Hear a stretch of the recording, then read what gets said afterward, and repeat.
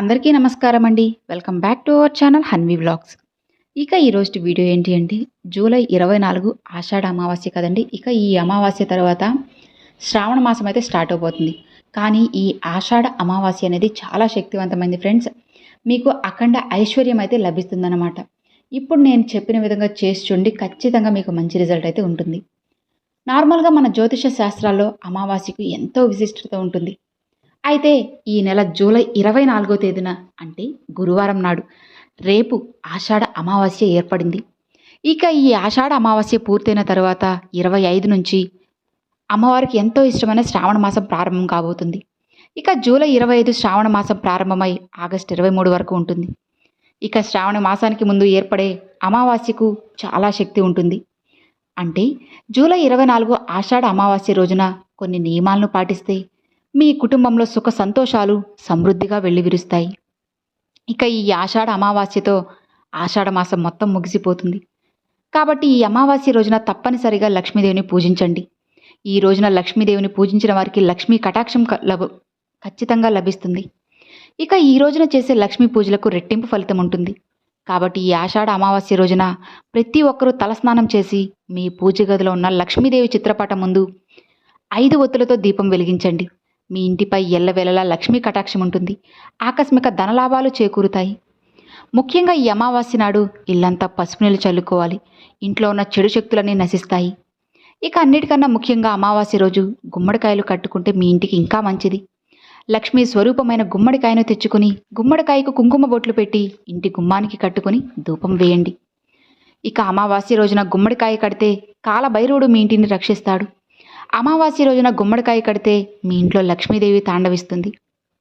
ఇక మీ ఇల్లంతా సంపదతో నిండిపోతుంది. అలానే కటిక పేదరికంతో బాధపడేవారు, అప్పుల సమస్యలతో ఇబ్బంది పడేవారు ఒక ఎర్రటి వస్త్రంలో రాళ్ళ ఉప్పును మూటకట్టి ఇంటి గుమ్మానికి వేలాడదీయండి.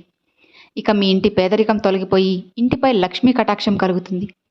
ఇక ఈ ఆషాఢ అమావాస్య రోజున లక్ష్మీదేవిని మీ ఇంటికి ఆహ్వానించడానికి సాయంత్రం సమయంలో ఇంటి ప్రధాన ద్వారం ముందు 2 దీపాలు వెలిగించి ఇంటి తలుపులను తెరిచి ఉంచండి. ఇలా చేయడం వల్ల మీ ఇంట్లో ఉన్న ప్రతికూల శక్తులు తొలగిపోయి ఇంట్లోకి వెంటనే లక్ష్మీదేవి అడుగు పెడుతుంది. దాని ద్వారా మీ కుటుంబానికి సిరి సంపదలు కలుగుతాయి. ఇక అలానే ఈ అమావాస్య రోజున రావి చెట్టును పూజించిన వారికి ఎన్నో శుభ ప్రయోజనాలు కలుగుతాయి. ఈ అమావాస్య రోజున పెళ్ళైన మహిళలు తప్పనిసరిగా రావి చెట్టుకు ప్రదక్షిణలు చేయండి. ఇక మీ భర్త సంపద విపరీతంగా పెరుగుతుంది. రావి చెట్టు కింద 2 దీపాలు వెలిగిస్తే అపారమైన సిరి సంపదలు కలుగుతాయి. పితృదోషాలన్నీ తొలగిపోయి దేవతల అనుగ్రహం కలుగుతుంది. ఇక అలానే మీ ఇంటి సింహద్వారానికి కొన్ని రావి ఆకులను కట్టుకోండి. మీ ఇంటికున్న గ్రహపీడలన్నీ తొలగిపోయి ఐశ్వర్యం ఉంటుంది. నరదిష్టి సమస్యలు అలానే అనారోగ్య సమస్యలతో బాధపడేవాళ్ళు అమావాస్య రోజు రాళ్ళొప్పుతో దిష్టి తీసుకోండి. ఇలా దిష్టి తీసుకుంటే ఎన్నో శుభ ప్రయోజనాలు ఉంటాయి. ముఖ్యంగా ఈ ఆషాఢ అమావాస్య నాడు గోమాతను పూజించిన వారికి కోరికలన్నీ తీరుతాయి. గోవుకి ప్రదక్షిణలు చేసి గోవుకి ఆహారం తినిపిస్తే ముక్కోటి దేవతల ఆశీర్వాదంతో మీ జీవితంలో గొప్ప స్థాయికి ఎదుగుతారు. ఇక మీ కుజ దోషాలతో బాధపడేవాళ్ళు పెళ్లి సంబంధాలు కుదరకపోయినా భార్యాభర్తల మధ్య గొడవలు ఉన్నా ఆవుకి బెల్లం తినిపించండి. సమస్యలు తీరుతాయి. దీర్ఘకాలిక అనారోగ్య సమస్యలతో బాధపడేవాళ్ళు ఆషాఢ అమావాస్య రోజున నువ్వుల్ని తినండి. మంచి ఆరోగ్యం ఉంటుంది. ఇక ఈ అమావాస్య రోజున నల్లదారం కట్టుకుంటే మంచిది. ఆడవాళ్ళు ఎడమకాలికి, మగవాళ్ళు కుడికాలికి కట్టుకోవాలి.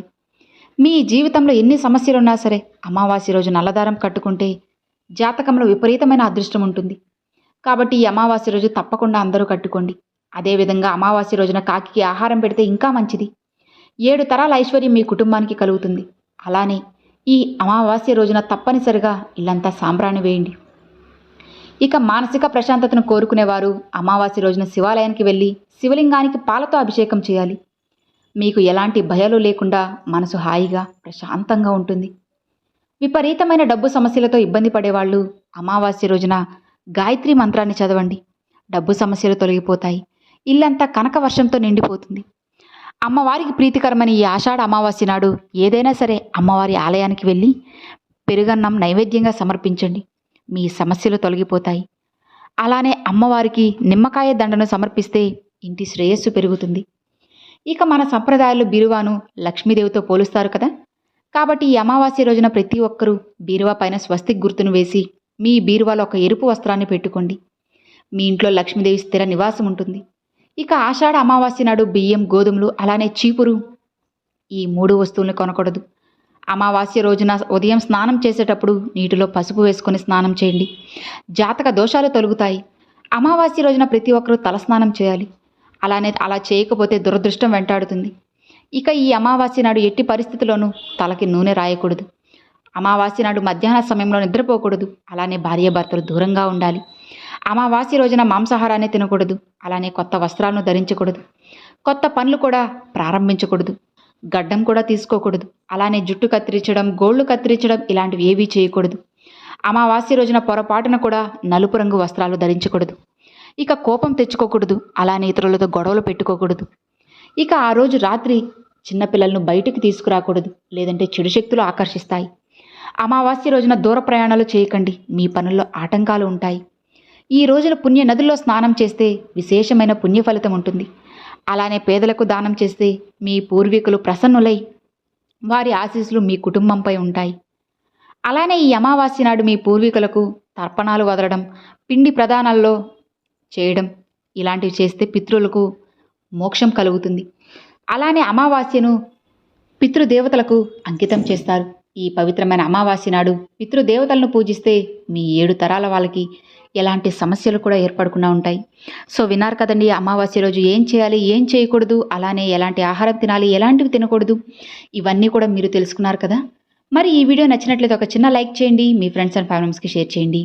ఫస్ట్గా మన ఛానల్ చూసారు సబ్స్క్రైబ్ చేసి సపోర్ట్ చేయండి ఫ్రెండ్స్. Thanks for watching.